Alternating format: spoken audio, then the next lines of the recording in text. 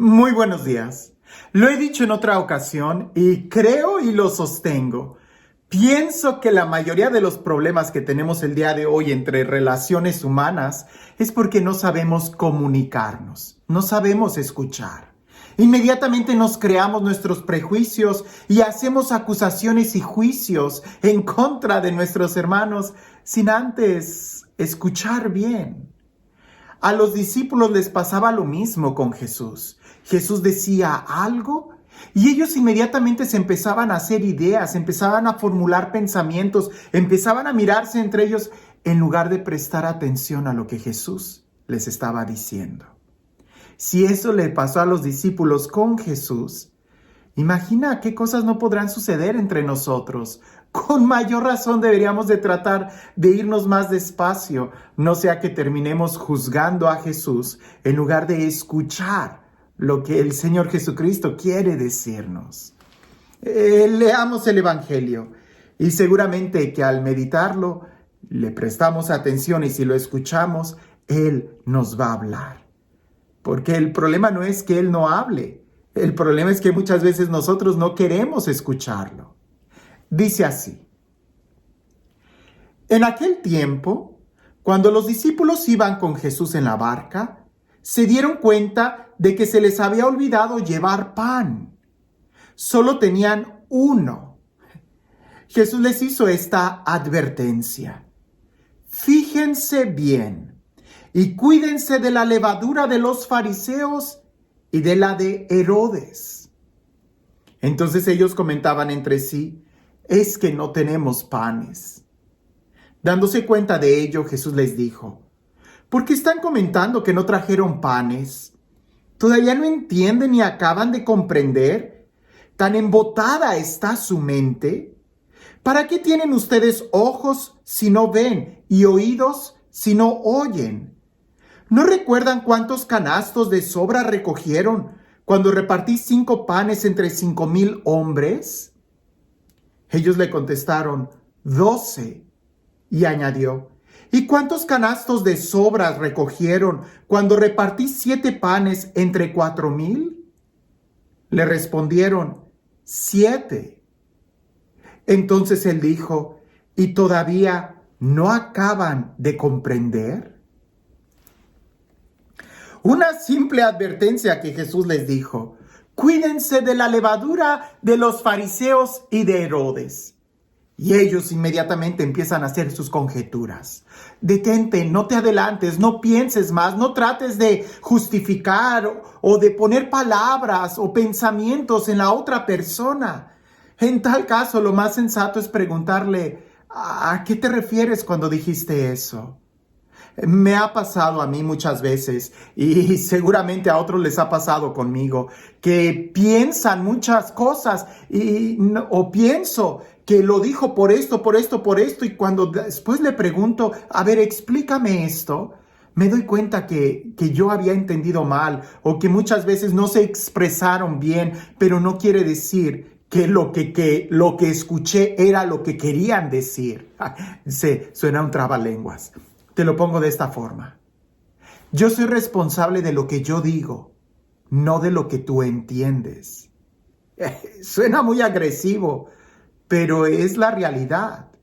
E incluso si lo digo mal, más bien pregúntame: ¿qué fue lo que quisiste decir? Pensemos en este ejemplo de los discípulos con Jesús, porque siempre es mucho más fácil analizar un caso ajeno al nuestro para poder aprender y poder aplicarlo en nuestra vida. Los discípulos están en el barco y ellos traían sus propias limitaciones. Limitaciones tan claras que se les había olvidado traer pan. Solo había uno. Pero eso a Jesús no le importa. Jesús podía multiplicar el pan. Lo que Jesús les dice es una enseñanza muy profunda. Cuídense de la levadura de los fariseos y de Herodes. Y este lenguaje de levadura de los fariseos y de Herodes va mucho más allá que pensar que los fariseos tienen una compañía de Rexall y que Herodes se dedica a vender pan. Por supuesto que no. De lo que está hablando es de la levadura de los fariseos, es como del pensamiento, de los sentimientos legalistas, como eran los fariseos. que a veces ese pensamiento o ese sentimiento cuadrado y rígido entra a nuestra mente y entra de una manera tan sutil que se va haciendo grande como la levadura.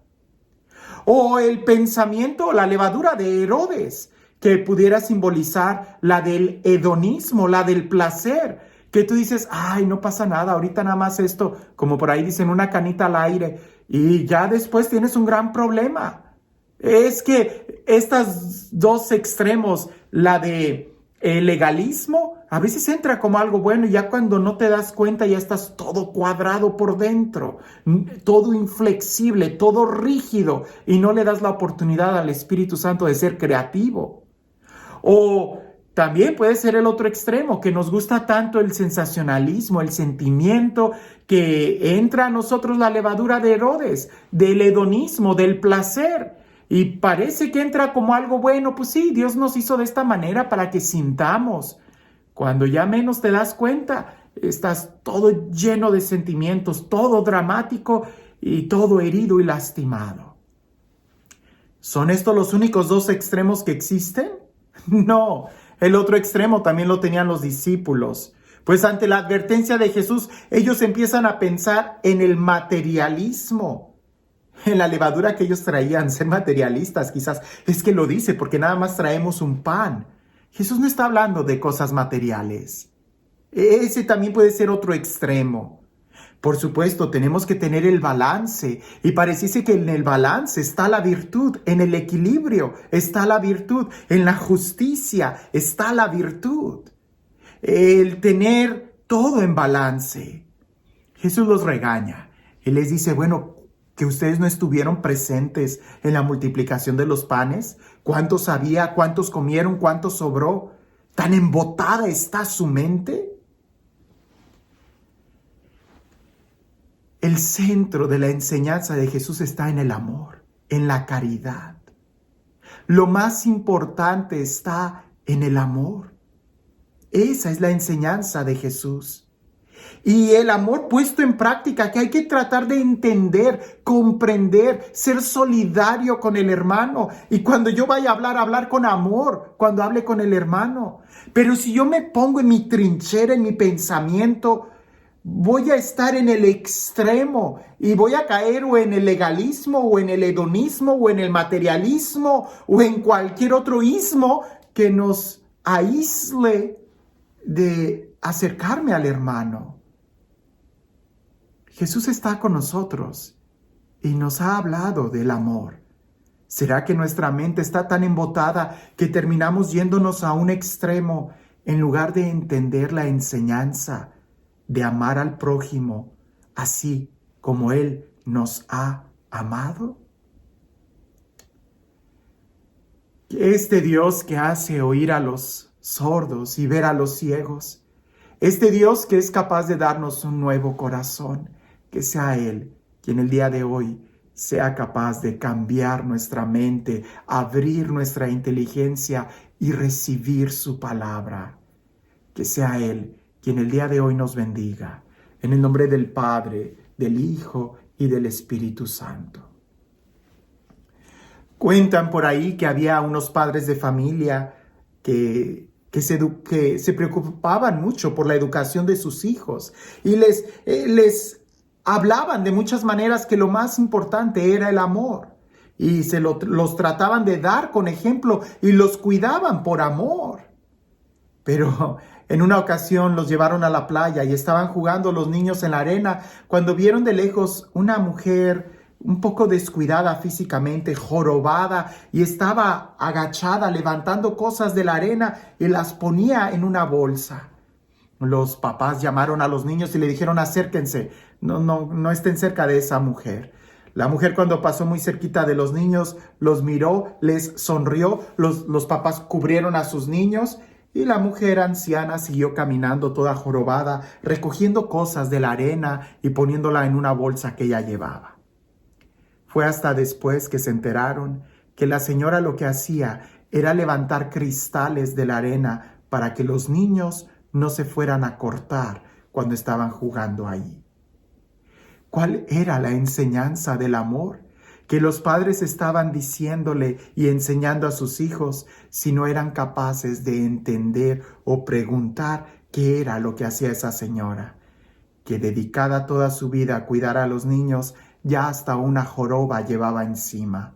No tanto la que traía en la espalda, sino la del juicio que los demás hacían por ella o con ella, por no tratar de entenderla o ayudarla. El amor es lo que hace que tú seas posible de entender a los demás. Y esa mujer anciana tenía mucho amor porque entendiendo y comprendiendo a los niños, les estaba cuidando la arena para que no se lastimaran. El día de hoy, nosotros amamos tratando de proteger o somos capaces de darnos a los demás en el amor. El verdadero amor es el que sale de nosotros y nos ayuda a ponernos en los pies del hermano. Que tengas un excelente día.